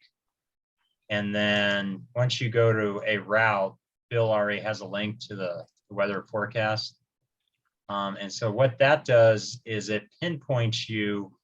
There's a map here and it'll be positioned right on Longs Peak. And then again, pay attention to what elevation it's at, because sometimes it's around 13, sometimes it's around 11.5, whatever. But that's kind of what I look at. They're going to get hammered with snow. Probably not a good time to be up there. Definitely not a good time to be up there. And then when I talked about the 48-hour forecast, that's just down here on the right. So you click on that and we can see exactly how miserable it'll be each hour. And they're going to get a ton of snow. Wow. And then the other one was mountain forecast, which is mountain-forecast.com. And this is another one that's really centered on the mountains. I don't use this a ton, but I know people who do, and they absolutely love it. So that's an option too. I think those would be the two I'd recommend. Okay. Do you have any other ones, Ryan? You're a weather geek. You talked about Chris Tomer. Tomer is arguably, not only being a climber himself, but also weather. Yeah, he does stuff on his Facebook. He also does have a blog now that he'll regularly post little blurbs. You can just Google Chris Tomer, and that his blog should come up. But yeah, his forecasts are spot on. I've lost track of how many times I've used his forecasts, especially when I'm deep in the wilderness for several days. It's one of those ones I routinely will use an inReach to actually message somebody back home in service and say, hey, what does Tomer say about this area? Like, I need a good idea, and his forecast you can take to the bank. So definitely can't say enough about that. So I'd also recommend Open Summit Mhm. in addition to Mountain Forecast, because I found that in practice to be a bit more accurate than Mountain Forecast and NOAA. The free version, I believe, gives you 2 days advance notice, whereas the paid version gives you 5. Nice. Yeah, I think I've used them a couple times as well, and that's those are always definitely Yeah, good. thanks.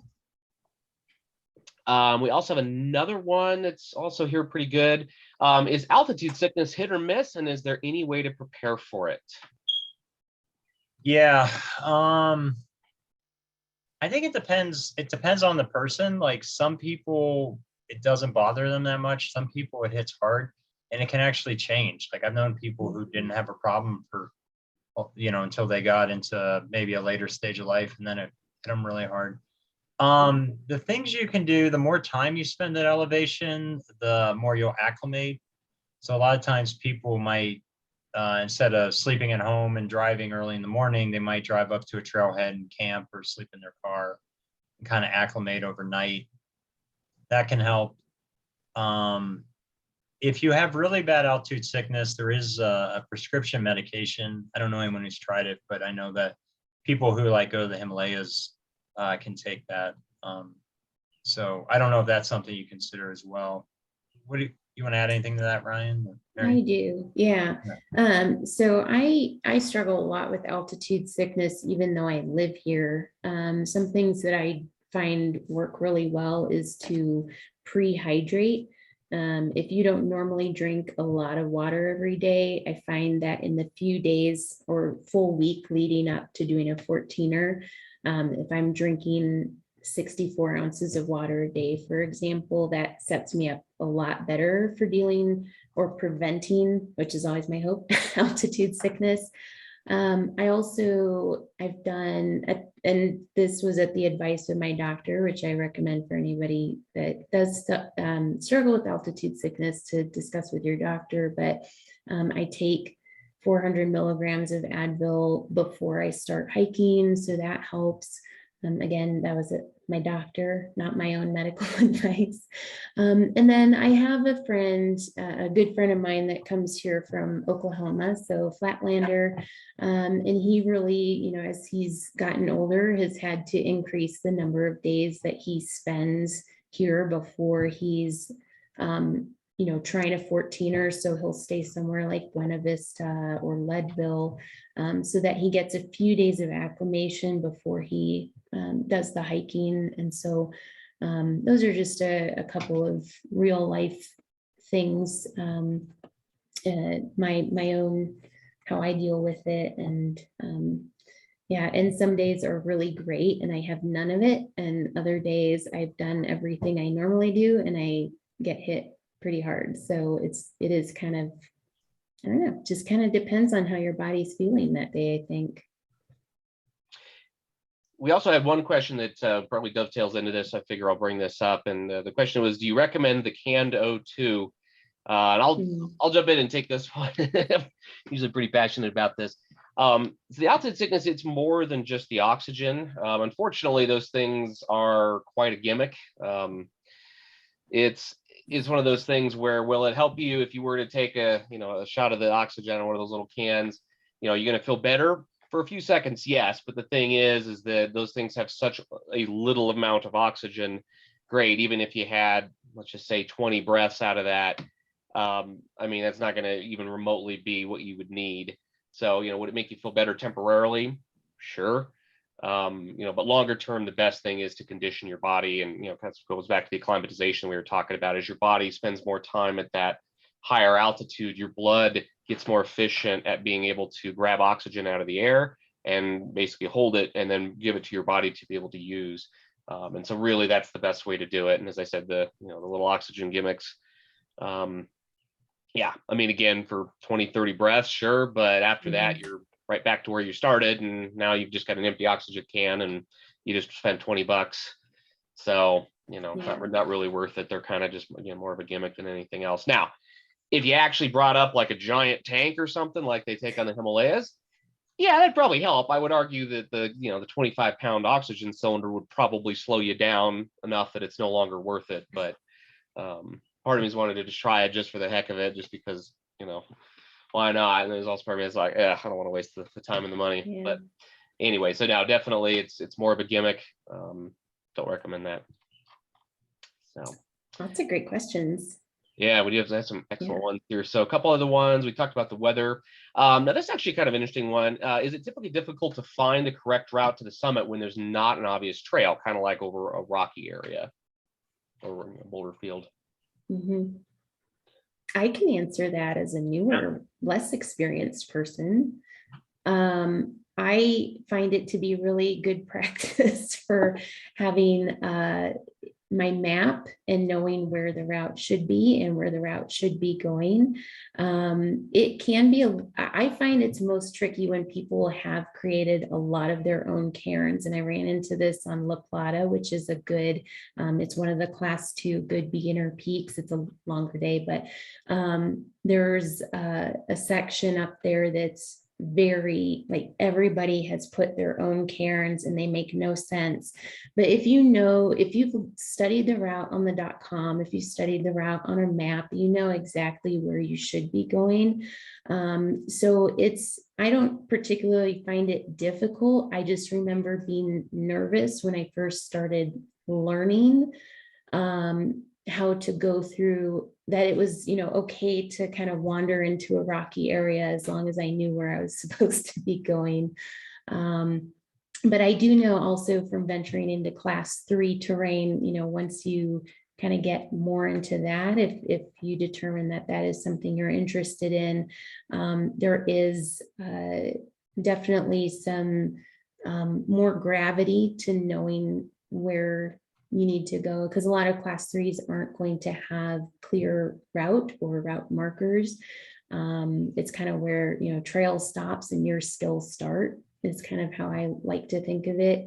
And so those can be a little more difficult. I'm actually still at a phase where I go with somebody experienced because I don't trust myself just yet. Even if I have studied the route really thoroughly. So there's a bit of a learning curve, but on the class 2 peaks where you may come across that, as long as you know where you're supposed to be going and where the route, you've studied the route and you know where you should be going, then I don't find it to be particularly taxing. Yeah, I agree with that. That's good advice. The only thing I would add is a lot of the peaks have mountain goats and they just run around and they kind of form their own trails. That's true. And so sometimes it seems like the trail's going one way and that's just because the whole herd of mountain goats goes that way every day. So something to be aware of. Yeah, that's a good point. So we actually have 2. I'll kind of put them in a tandem here. So we had one here. Is it expensive if a rescue helicopter is called? I'll let you handle that one. Oh, I was going to say, I didn't know if you wanted to chat with that or not. So yeah. I've never ridden in a helicopter. There's a really specific answer. No, so actually, in very, very brief context, a little bit, I actually have been involved in a rescue situation. This was 8 years ago now, on Crestone Peak, and had a member of my group took a bad fall, and we ended up basically, due to the nature of the situation, and sometime I can share more info on that entire story. It's actually very worth hearing, and a lot of good info on what happens when you press that one of those emergency buttons. And kind of like Nick said earlier, it is important to note, it could be a while. In our case, it was 6 hours before we had any help there. And a lot of times, yep, you'll take and if it's deemed too dangerous, they may take and do a helicopter. Now, where it can get interesting is if it's a flight for life and it's considered an air ambulance, they can bill for that. Yes. And that's part of the reason why Nick commented that the SAR teams always prefer to hike up and then come get you as a big group. They'll have like a litter that they can carry you on. Some of them, if more easy terrain, they actually have a little wheel that drops down, so that way they can more or less almost like a little wagon type sort of thing. Totally depends on the situation though, but generally it's important to always note, if you're in a bad situation, don't hesitate to call SAR. They're ultimately going to make the best decision based upon your scenario, and there is no cookie cutter option or answer that's going to factor in of, oh yeah, they'll definitely send a helicopter and it will cost. It is possible, yes. But again, leave that decision up to the folks that are, that do this all the time. The other thing is a possibility, and it was the case in my situation. For us, it was after dark. It was near freezing and supposed to get down into the teens at that point. We had somebody that was unable to move, and we were at 12,000 feet. And very thankfully, in our case, the sheriff made the decision to reach out to the Army. They contacted Buckley Air National Guard. Well, they transferred it to Buckley. Buckley dispatched a Black Hawk, and in the middle of the night came down and on night vision came in and scooped us off the mountain. And we were very grateful for it. And obviously they didn't charge us. Military does have flight training that they need to do. And so this is a perfect scenario for them. And so a lot of times they'll just go ahead and say, yep, we'll come in and do it, but don't count on it. So all that to say, yeah, generally it can be, if you have can be something that they charge for if it's an air ambulance ride. But again, when in doubt, press the button, let the folks that are, handling the call, they know how to do this. They're going to always take and avoid, having any charges. Let them help you and let them do what they do. So most of the time it ends up being free. And Ryan, you did a podcast on that rescue, didn't you? Actually did, yeah. Yeah, kind of a good, that. Yeah, I'll throw that in the links as well. It's called the Non-Standard 14er Podcast. Chris Stifler has a good podcast series, and Ryan. Yeah, I forgot about that. Thank you, Nick. But yeah, I do talk about that accident there in the Crestones and some of the lessons that were learned in that. So that's good. And then to dovetail in there, what rescue organization is suggested to join? I think the question here is, in terms of if you're volunteering for something, if you're asking what groups to join as far as what SAR groups, each SAR group is managed by the county that they're in and the county sheriff. So if you're looking and volunteering or joining, basically reach out to whichever is local to you. There are a couple groups that aren't county specific, like Alpine Rescue out of Boulder, Mountain Rescue Aspen. They cover Pitkin County, but they also help a lot of the rescue teams in the state. They're one of the most qualified groups. If you're asking how to support them, all of the SAR groups are nonprofit. These are volunteers. I do have several that are friends. These folks do this just because they like helping people. A lot of times they use their own gear. They can apply to get reimbursements from the state if you've probably heard of what's called a COSAR card. We'll link to that as well. This isn't insurance, but it basically does help them recoup, if they've damaged gear on a rescue. But yeah, any of the rescue groups, you'll see them, they do fundraising. They're always looking for donations. My advice, I always tell people, I'm like, hey, throw them a few bucks. You never know, that might come back around and help somebody buy gear, and they might be wearing it when they come fish you out of a bad situation. So, but yeah. So we're at time, but I think we have, do we want to take another minute for questions? We still got 52 people hanging on. Yeah, well, and I figure, if people have to go, no problem. We can kind of keep answering questions a little bit. I think, certainly got the time. I think hopefully Nick does. I'm good. Yeah, we'll hang out and just keep answering questions. The whole point, we want to help. Sure, yeah. So happy to keep going. And if somebody needs to drop off, no problem. We'll make the recording available here at the very end. Yeah, if there's one person left, we'll keep talking to them. Sorry, go ahead. Go ahead. Sorry. So another one of, how do you determine when you need to turn back due to weather? First sign of lightning or the sound of thunder? It's a great question. It is. Yeah. Well, you want to take a couple things in the mind, keep them in your mind, is that you got to kind of think about how far it is from safety, whether that's the car or back before tree line. And, if it's a class 1 route that you can, basically run down if you had to, or if you have a really technical climb, it's going to take a long time. That kind of factors in. You want to be more skittish, the farther you are away from your vehicle and turn back more. Basically, going back to the slides, when clouds start to build up and you start to see, what's starting to turn into thunderstorms, that's kind of when you want to start heading down. I don't know, Mary, you probably have a more polished answer than that. I don't know about that. So I get really nervous about weather. It only took one close call for me with lightning to above tree line to just be like, that was way too close. There's a learning curve to it. I think starting out, it's a really nice, very general rule of thumb. Alpine Rescue Team, actually, the rule used to be off of the summit by noon, and you'd kind of be in an okay zone for getting back safely. They've decided among themselves that they don't think that that's really a safe rule anymore. So they actually tell people now to be off summit by 10 a.m. So I think as a starting very general guideline, that's a good guideline to have. But as far as monitoring the sky and determining when to turn around, for me, when the so first of all, as Nick was showing earlier, when the clouds start gathering, I kind of go, is that happening quickly or is that happening slowly? And then when the bottom of the clouds start turning gray, then I really start getting worried, especially if I'm still far above tree line, because being below the trees is not a safeguard. There was actually a couple of people struck and killed below tree line by lightning a couple of years ago. So I personally like to be as close to the car, if not at the car, by the time things start happening. But for me, one of my key cues is the speed at which the clouds are gathering, and then how quickly are they darkening on the bottom. And then that kind of tells me, do I have enough time to get back to where I want to be, where I'll feel safe and comfortable?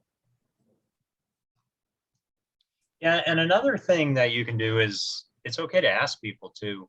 A lot of times, if you're hiking up one side, you might not be able to see what's happening in the weather on the other side, but there'll be people coming down the mountain and you can ask them like, hey, what do you think? What's the weather look like on the other side? Or if you're not sure, try to find someone who kind of looks like they know what they're doing and ask their opinion. Sometimes, some people will be coming down the mountain, they'll be going, yeah, we just are kind of bailing off the summit because there's a storm coming in from the other side. Sometimes people will be like, there's nothing coming. Yeah. I'd also add to that as well. I've been caught a couple times where, and it's particularly routes that are on east aspects and basically where storms are building on the west side and you can't see them because you're up and over on the east. And I can think of several different mountains. Probably one of the more notable that I had was actually a 13er right next to La Plata. And we came up the east side and everything looked bluebird and great. And all of a sudden stepped onto the summit and here is a thunderstorm that was just right on the other side. We just couldn't see it. And within, gosh sakes, it might have been a minute, we heard the first boom. And I mean, it was just like, all right, let's get it. We got to go.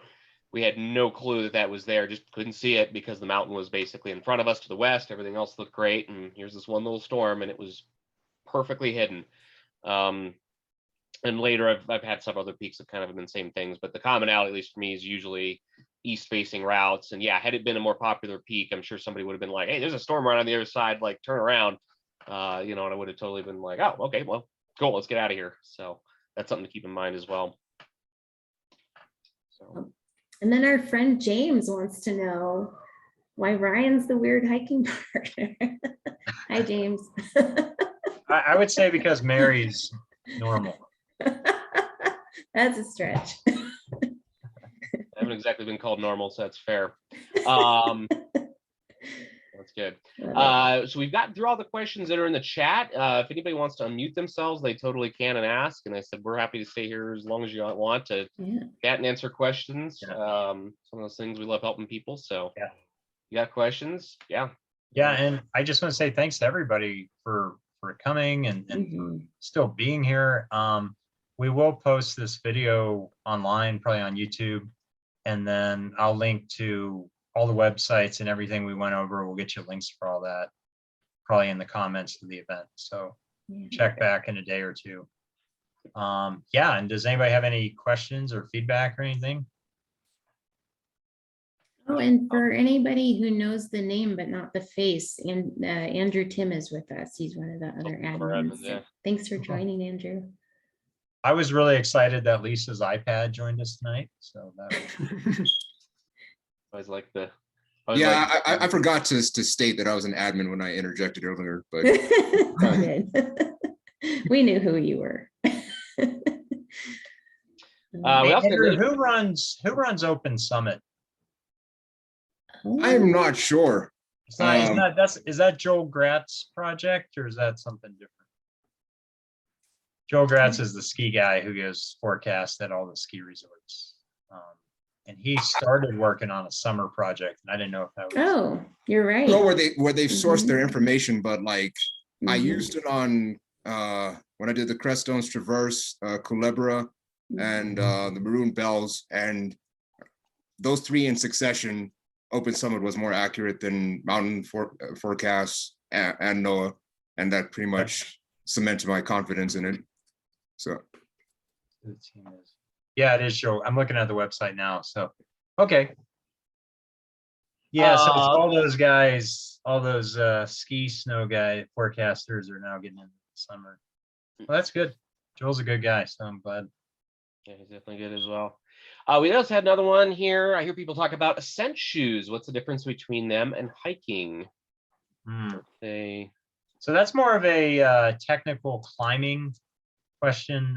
So if you're doing like class 5 routes, you're going to be wearing climbing shoes. But if you're hiking into an area, you can wear an ascent shoe. Is technically more of a kind of a mix between a sneaker and a climbing shoe. That's not really something you need to worry about on most 14ers, or really any 14ers. It's kind of more technical class 5 climbing. Well, I've seen them used on some of the 14ers, Little Bear in particular, a couple things. It does give you the ability to stand more easily. The shoes are pretty grippy. Like Nick was saying, I don't know if I'd wear them for most peaks, but there are some that they could certainly could help. Going up and down Little Bear, it was Hourglass. I was a little shocked at how much easier my partner had just walking right up the Hourglass, whereas I was using 4 points of contact. But she's a very good rock climber, and brought her ascent shoes, and she did a little better than I did in that section. So, they definitely do have a place, but she also had to carry them in addition to her hiking boots. So, so we have a question. What 14er do you recommend for a first timer and solo? That's a good question. I would actually, so my first, which doesn't have to be anybody else's first, was Gray's. And I would say Bierstadt, Gray's, Sherman, Quandary, all those more popular peaks are going to be, and they're quote unquote easier 14ers. Those are really good ones to start with. And, soloing is never recommended. I do personally love soloing, but I know, SAR folks, the stats don't lie that the majority of situations that they're called out for are for solo hikers. So I just want to put that disclaimer out there. But those more popular peaks and easier peaks are great ones to start with, and you will have many of your closest friends with you on that same day on the same trail. So I would recommend, Bierstadt, Sherman. Yep, that slide. Yeah, those are all great. I don't know about San Luis so much because it's so remote. I want to do San Luis is very remote. Yeah, and great Huron peak. Peak is probably scratch those two, but the rest of them, I still say it deserves a spot on this list because even though it's 13 and a half miles, it's probably the easiest, flattest 13 and a half miles there is. Yeah, that's a Which great one? peak. San Luis. Oh, yeah. Yeah. You could trail run San Luis, but the disclaimer there being San Luis has the distinction of you will drive the most backcountry dirt roads with no cell phone service to get out there. So that is the disclaimer. It's one of the few that doesn't see a lot of traffic. I mean, honestly, that's a little bit of the allure to it. So if you are solo, bear in mind, easy terrain wise, but That's like 27 miles or something on that dirt road from the highway, I think. A long way. Yeah, it's a long way. And a couple of years ago, we did trail work on Mount Bierstadt on a Saturday, and we counted 500 people like on the trail that day. So if it's a weekend and you're in one of these Front Range peaks, there's going to be hundreds and hundreds and hundreds of people. So hiking alone is not really alone. You got help if you need it, which is good. Yeah. I did see a question in the chat that said about there's a group of people saying that they were in their 60s and had done Massive and Whitney. And yeah, we're a group of 60-year-olds. We've climbed Pikes, Elbert, Massive, Harvard, and Whitney. I'm impressed with Whitney. That's awesome. How difficult is the Calibron? It's going to be less difficult than Massive. It's probably gonna be less, depending which route you did on Pikes. So the thing about the Calibron is, I'd say you can start with Democrat, and it's only 2,000 feet, and then you drop down to the Saddle about 500 feet, and then you can just go over to Cameron, Lincoln, and what? I'm not sure what we say today. Ross is technically closed. Ross's official summit that is just barely below the real one, at least. Or whatever. Yeah, whatever you do is up to you. Just don't tell me. And then come down, and yeah, that's going to be a shorter day than Massive, Harvard. Yeah. And if you get up there and you're tired, then just come down Democrat. I mean, go up Democrat and come back down the way you came up. So yeah, the Calibron's a good place to start. Let's see. We also had another good one here. A good hiking boot brand you'd recommend, especially for class 3, are Maryland Basque good. Yeah, those are good. Want me to jump in on that one, Nick, or do you want to? Yeah, I didn't hear the question, or I didn't understand the question. Oh, I was saying, so what hiking boot brands would you recommend on, especially for class 3? And then sub question is, are Maryland Basque good? Yeah, I think Maryland and Basque are good. I find that the kind of this is interesting. I find kind of the old school guys really kind of like their full mountain boots with ankle support, and that when I was a younger guy, we really liked the trail runners. And then I kind of realized that CFI had taken a lot of really nasty trails that would crunch your ankles and turn them into much easier trails. So that might be part of it. But I think the answer is like whatever's really comfortable for you. If you sprain ankles a lot and you want the ankle support, that's great. If you want kind of more of a trail runner, I've hiked in North Face trail runners. I've hiked in Cascadia. I've used La Sportiva. I mean, there's I don't know if I can really promote one brand over another. I think they're all pretty good. Ryan, you're more of a boot guy, aren't you? I'm about to say, I don't think I've ever hiked a 14er in tennis shoes, actually. That's because you always have 40 pounds of gear in trail your runners. Yeah, I was just saying, I lean on the more, conservative end of the spectrum. Although on the flip side, I've never had a sprained ankle or any foot issues in that respect. I was a boot purist until going to California, and just to save weight in my pack. Like I don't know if I want to be carrying these boots out to do Mount Russell, and so that kind of forced me to do it in trail runners, and it went pretty well. And so that kind of was like, okay, I don't know where I stand anymore because it seems the trail runners were just as effective. It's very love freeing. my trail runners. It's like, yeah.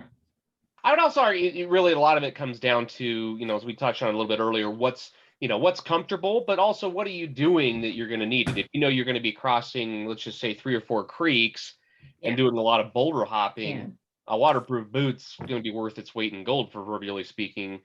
But on the other hand, like Andrew was saying earlier, if you're doing San Luis, where I mean it's a beautiful, I mean just super flat, very very well maintained trail. I mean, goodness sakes, you could do it. That normally I wouldn't say flip flop. Don't say San that. Luis is probably one of the Don't few even Don't say say it. it. good. I did Don't it as do close that. to flip flops as possible because that was like pretty much Yeah. the last hike I did with that particular set of shoes that was falling apart, and I super glued them together. Uh, zero tread, but it Yeah. still worked for San Luis. So. Not Yeah. not a good idea to do it, but if you're going to, San Luis is fairly friendly for that.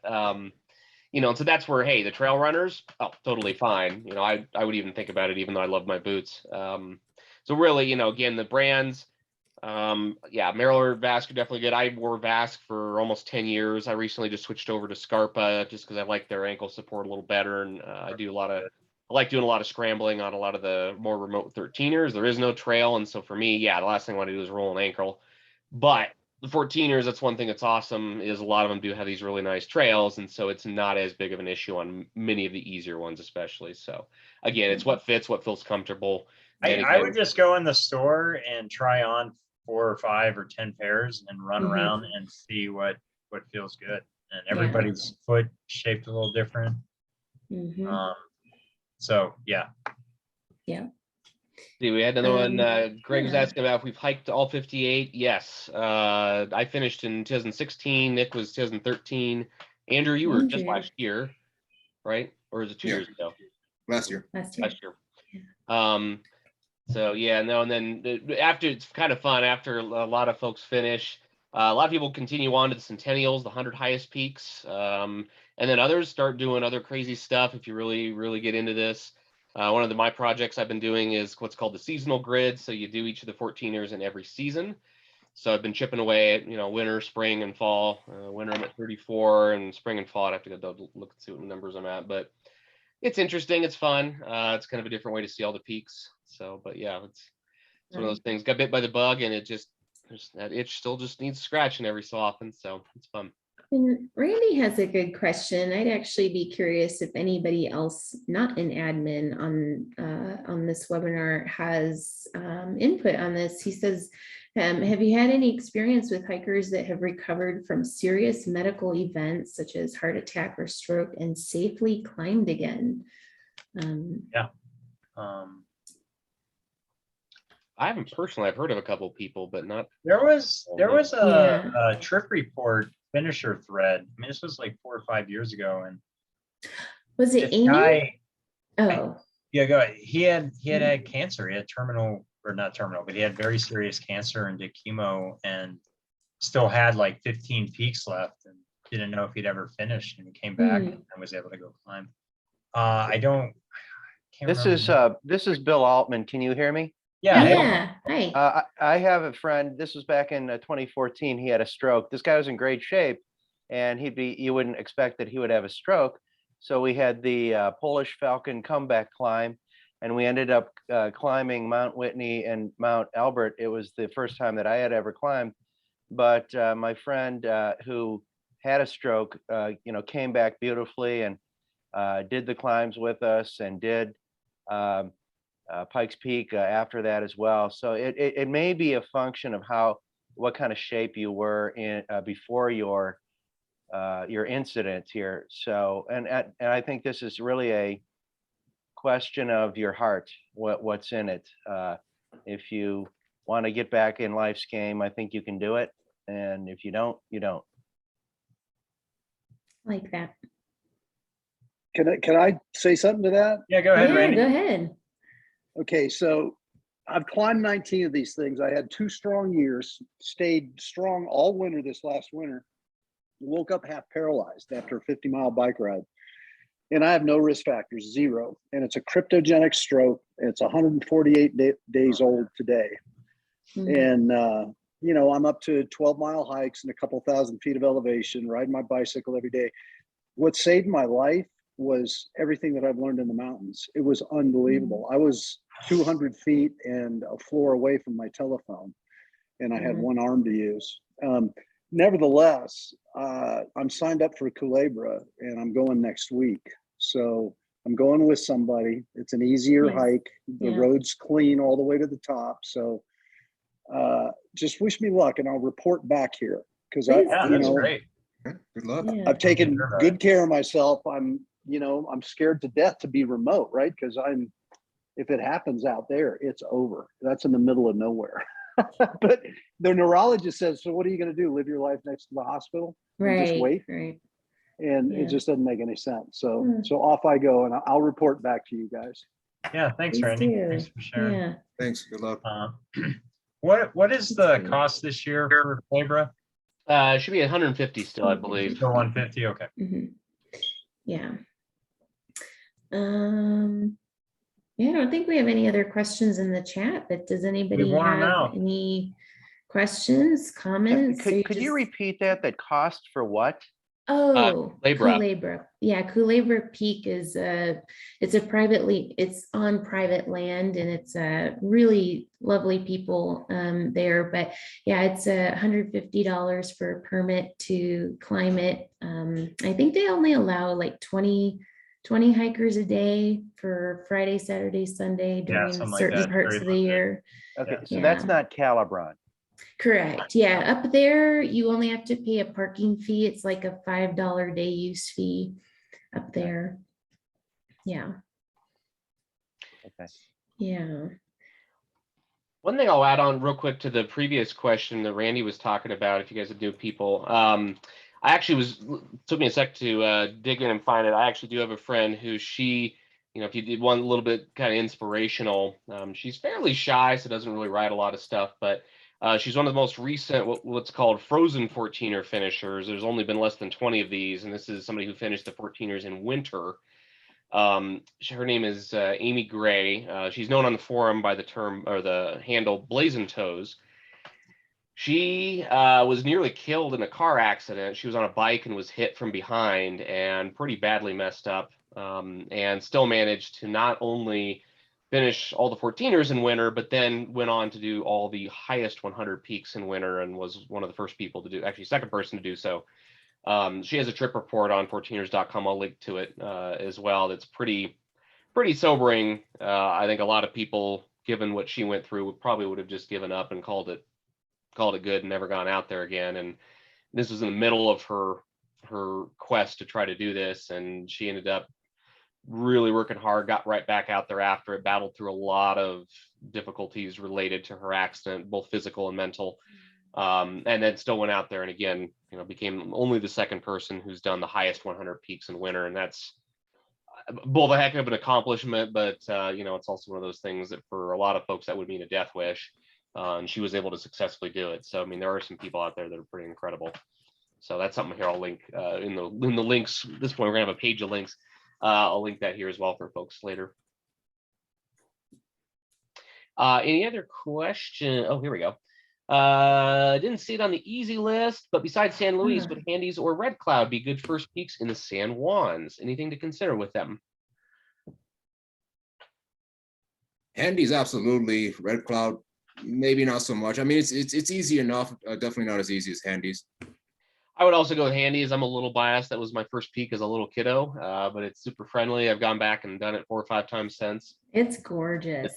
Yeah, one of the most beautiful peaks. Go during wildflower season. Oh, I'm told. yeah, standard route is great. If you got a 4-wheel drive vehicle, American Basins, also spectacular. But yeah, like I said, I couldn't say anything bad about Handies whatsoever. That's amazing. Red Cloud Sunshine, a little longer, a little harder, but also still pretty good and still definitely in the beginner category, like Nick was showing on his list.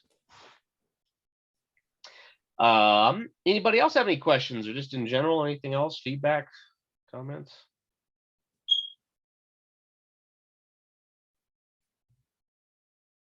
I guess one question I have for the audience is, do you like this format? And would you guys be interested in, Ryan was throwing around the idea of having maybe a kind of a question and answer once a month or every couple months, or maybe like a panel or something. Is that something people would be interested in?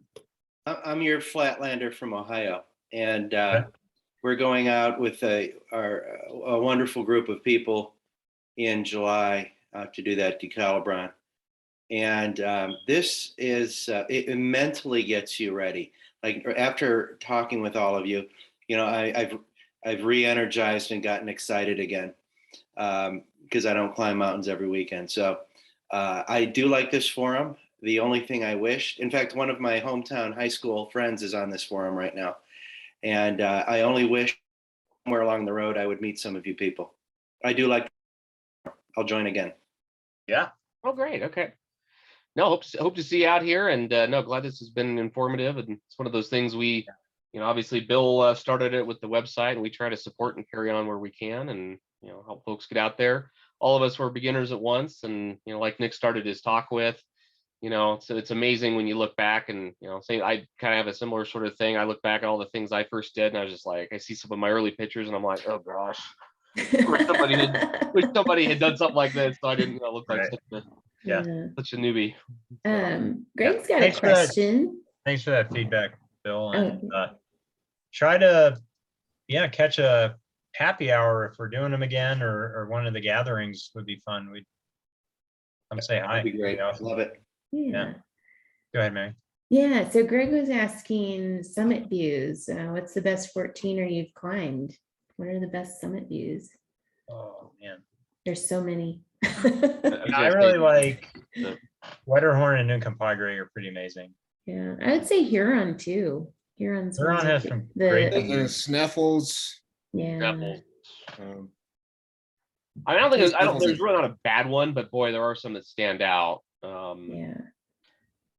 For me, honestly, Handies is one that's fun. We were talking about earlier. Man, Snaffles, like Andrew was saying, that's an incredible one. It's kind of on its own with a bunch of just slightly shorter peaks, so you really kind of feel like you're a little bit higher than everything else, and they're all very spectacular. Yeah, Handies. The Creststones, I mean, those are definitely more of the advanced peaks, but once you get to that level, those are also pretty spectacular. You feel like you're on an airplane on the Needle just because it's such a small summit. You can also, if heights don't bother you too much, you can go over and look down one of the faces, and it's about a 2,000 foot drop off. It'll give you a little bit of adrenaline. That's always fun. So I agree with that. Yeah, I think the only mountains that don't have good views are some of the Sawatch. You can kind of clump in there, and they all start to look the same for a little bit. Agree. I wanted to say that, but like I don't know how receptive people are. We didn't want to like poo-poo anybody's favorite 14er, but so nobody's ever like Missouri's my favorite, Oh, Greg did his first 14er last weekend. Oh, awesome. Quandary. That's a good start. Okay. Cool. Yeah. A little harder to do it this time of year, so it only gets easier into the summer. Extra credit. Yeah. And was he wearing the Air Jordans? That's what I want to know. Because that's what his picture is an Air Jordan. Yeah. Okay. All righty. Well, unless we have any other questions, we'll kind of wrap it up, and then again, we'll work on getting all this. We'll put all the info together, and at this point, I think it's going to be like a little Word document or something. We'll put it all together, plus the recording, and then we'll put that up in the event. Might do it tomorrow. We'll see how much time or how much we can get done tonight, but go from there. And if you guys like it, again, let us know, and we'll see about doing some more of these. Yeah, we appreciate you guys. Thanks for joining. Yeah. Thank you, Nick. Oh, you're welcome. Good job. Thanks, Nick. Great. Yeah, appreciate you guys. Before you go, Nick, out of curiosity, were you on Princeton in February of 2020? No. Well, wait a minute. Yeah, I was. I think I was with Taylor. I think I ran into you that day. Okay. Let me check the exact date, but I think Taylor and I were up there. Oh man. That's the problem with too many peaks is you can't remember exact date. Well, I think you sent me an itinerary email. I can go look for that. Hold on. Yeah, no, I can just look at my checklist and see. But yeah, I think you're right. February 1st. I will send you the exact For date. everybody still on the call, you end up starting to run into people on peaks that you never, you might recognize them from the community even. I was on Huron, and this guy was like, hey, I think I know you. And I was like, I do not know you. But You're like, I get that all the time. He was right. We had been in a class together. I was like, Oh, wow. Yeah, yeah. Anyway. Oh, Awesome. man. All right, Andrew. July 4th, 2011, June 17th, 2017, and February 1st, 2020. Yep. That was it. Nice. Awesome. No, because Was I doing something because silly? you introduced yourself when we passed as Mongoose, and that's what when it triggered to me. Nice. Awesome. That's cool. All Good to right. see you again. Too. Awesome. Well, we know that. Who do we got left? We got